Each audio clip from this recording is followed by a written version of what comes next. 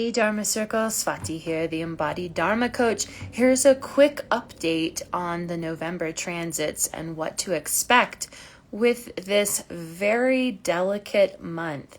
We've already started, you're already in it, all of us are feeling it. So here's that reminder that Sun is still debilitated and Venus is now debilitated as well, conjunct Ketu.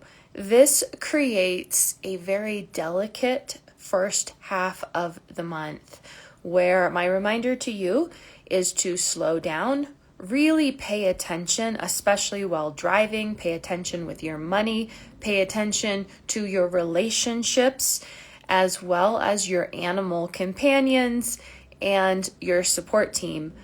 All things Virgo and all things Venus are really under some pressure and some fast, sudden changes. So be mindful of your life force energy. And really, Venus is life force energy. So this month is a great opportunity to really be mindful how we're using our life force energy and using it in a way that is very mindful and specific, because there isn't a lot of extra life force energy available. When Venus goes debilitated once a year, it is our seasonal reminder to take care of the body. Life force energy is very limited, especially with Sun still debilitated in Libra. So take care of your body and don't push and force. And this is not a time to be achieving. It's a time to be resting, turning inward. And it's not really about accomplishing. So it's more about really turning inward and taking care of the things that over the last few cycles or the last few seasons maybe have been neglected or haven't been top of mind or even our full focus. So all things Venus, this is especially important because Rahu has moved into sidereal Pisces and Ketu is now in sidereal Virgo. Both of these signs are impacted by Venus. So Venus is considered exalted in Pisces and debilitated in Virgo. So now that Venus has entered its debilitation sign for this month and is conjunct Ketu, we need to be extra careful of all things Venus. So it's not about causing fear, it's not about causing alarm, but when we have more awareness, we can make different choices. The second half of the month and moving towards the last week of November, extra caution with all things Venus. A little reminder of that, I'll give a rundown again. That's travel, that's vehicles, that's sixth house matters, which have to do with your animal companions, as well as your support team, service workers, and of course love matters. And Venus represents love, money, finances, the feminine. So females are particularly vulnerable this month, and the divine feminine as well. On the positive side of things, this is a very powerful time for spiritual work. And when Sun goes debilitated once a year, when Venus goes debilitated once a year, this is that annual reminder of turn inward, really pay attention to spiritual matters and turn towards spirit. I, for one, am feeling the ancestors and the spiritual realms very close. The veil is so thin right now that we can access the divine support very easily. So call on your ancestors, ask for their support, and pay attention to the spiritual support that is available to you. So, like I said, Rahu and Ketu have already shifted to sidereal Pisces, sidereal Virgo. This is, of course, mean node calculations. Venus is debilitated in Virgo. Saturn goes direct on the 4th. We have already seen this shift. All things Saturn are now moving in a forward direction. you may be feeling that, but it takes a little time for this reversal to take effect. So again, really being mindful of frustrations, challenges, things that feel slow, heavy, grief work that is showing up. And we particularly want to pay attention to this body part where Saturn is transiting through your natal chart, Aquarius, sidereal Aquarius. So pay attention to that part of your chart and your body. We also want to just remember that the sweet spot of this month is Diwali or Deepavali, which is starting this Friday. And this is actually a 5-day Vedic celebration of light and the awakening of light, and it's really symbolized by Lakshmi. So starting November 10th, we start to move into this really sweet, powerful time of year that awakens and stokes the inner light and the soul light. And the most important day of Deepavali or Diwali this year is on the 12th. So celebrate and light your candles, bring in the new, and awaken the light within and without. Mars goes into its own sign of Scorpio on the 15th.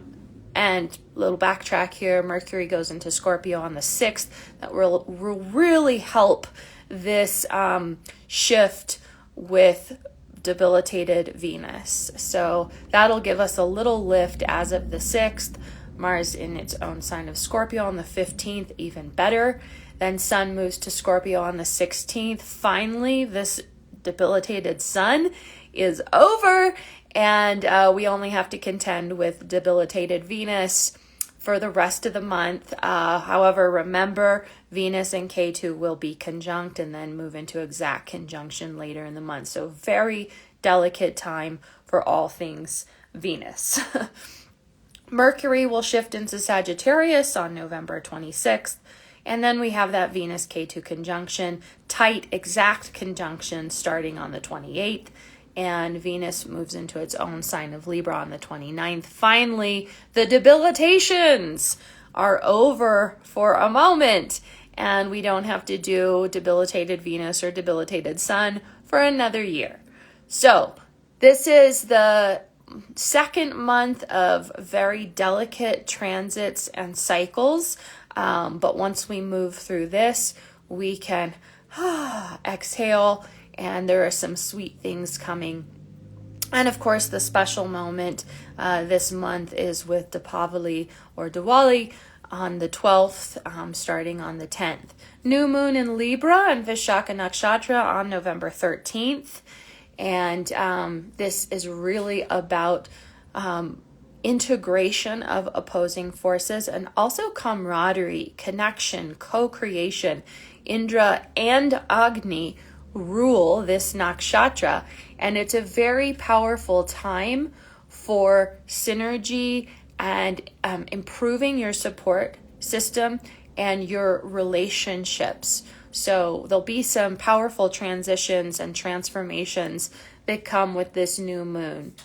And then we have a full moon in Taurus and Rohini Nakshatra on November 27th, so at the very end of the month, and we can expect some very creative, powerful forces with this full moon. It's big energy, it's big creative energy, and be prepared to start something powerful and creative, whether it's seeds that are being planted or something very fruitful and dharmic taking root. Remember that this constellation of Rohini is ruled by the god Brahma, the Vedic god of creation, and his wife or consort Saraswati. Together, they create this very powerful, creative, dynamic duo that literally brings life into the material realm. So ideas, creative energy,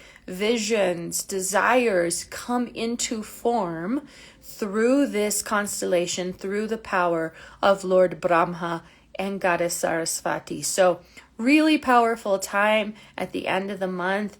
Once we close out this very sensitive month of Venus, And we can expect some big creative shift to take place at the end of the month. So paying attention to what desires you have and what seeds you're planting, these seeds will take root in the coming months. And of course, we finished an eclipse cycle. And anytime we finish an eclipse cycle, it is like a rebirthing. And many of us are feeling this, but at the same time, November is very much about an in-between, a neither here nor there. And when we're in these in-between sacred gaps, we have to be very diligent, cautious, and careful. This is a more spiritually oriented time. It's not about the material world. So watch your material world things like money and relationships and vehicles and material world stuff, because this is not the strongest time for material world. It's a strong time for the spiritual world. So slow down, take care of your body, take care of all things Venus, and I will see you soon. Don't forget that if you'd like to spend some time with the spiritual and awakening your relationship with the ancestors through embodied Vedic astrology, then please join me in my Embodied Vedic Astrology self-paced self-study course. Comment Jyotish below and I will send you all the details. We still have 10 spots available in this self-study process. You'll have a session with me to get you started, and you will have monthly Jyotish classes to support your studies, and an archive of years of my classes, resources, and tools to jumpstart your Jyotish studies using embodied Vedic astrology to help you in your healing and transformation process. Also awakening the relationship you have with the spirit world and your ancestors. So comment Jyotish below if you'd like to join us for this self-paced self-study Jyotish process. Comment Jyotish below, and I will see you soon with more resources and more Vedic resources and tools for your dharmic clarity and your prosperity. Bye.